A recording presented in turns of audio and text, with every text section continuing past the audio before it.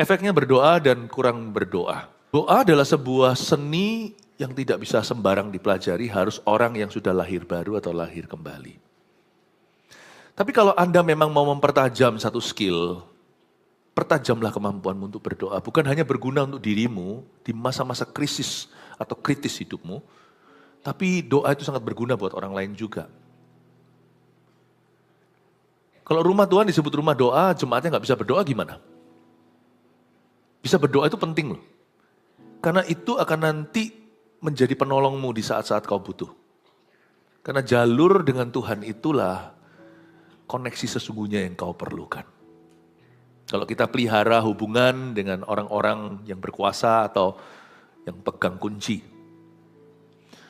Atau dengan orang tertentu kita melobi.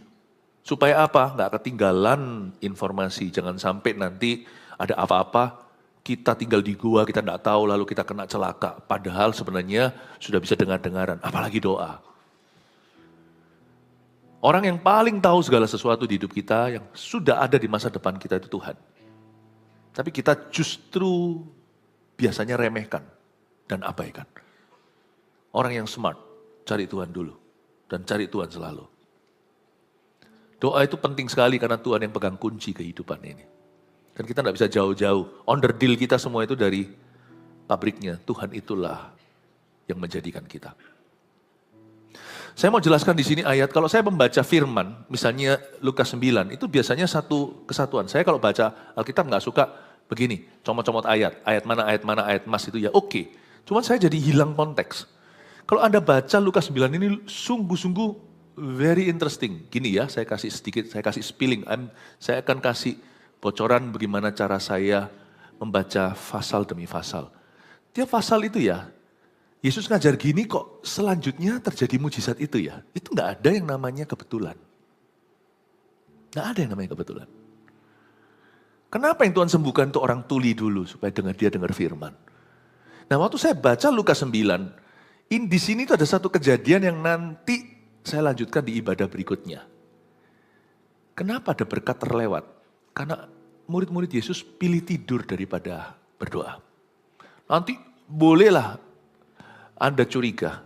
Next-nya setelah kita baca kejadian di gunung ini. Ketika murid-muridnya milih tidur daripada sembahyang. Anda boleh, kecurigaan Anda akan terbukti bahwa ayat-ayat berikutnya, story-story kemudian selanjutnya. Nanti ya, si rasul-rasul murid Yesus ini kesleo semuanya dalam kehidupan. Nggak berdoa, nggak ada tuntunan. Biasanya malah salah tingkah. Nanti semua yang lainnya itu kekonyolan demi kekonyolan. Jadi semua perikop ayat-ayat ini ada hubungan dengan cerita berikut. Dan ada hubungan dengan cerita sebelumnya. Tapi terlalu luas dibahas seluruh pasal. Saya kasih bocoran before and after-nya kira-kira seperti apa. Ini adalah cerita tentang doa, bukan tentang Musa dan Elia saja. Bukan hanya Yesus berubah rupa, Tuhan nunjukkan kuasa doa. Efeknya apa kalau kita berdoa? Efeknya apa kalau kita tidak berdoa? Bahkan kurang berdoa pun ada efeknya. Kita akan lihat. Kita lihat dulu ayat 28, kira-kira 8 hari sesudah segala pengajaran itu. Kalau Anda baca ayat sebelumnya itu banyak teachingnya Yesus. Yesus ngajar.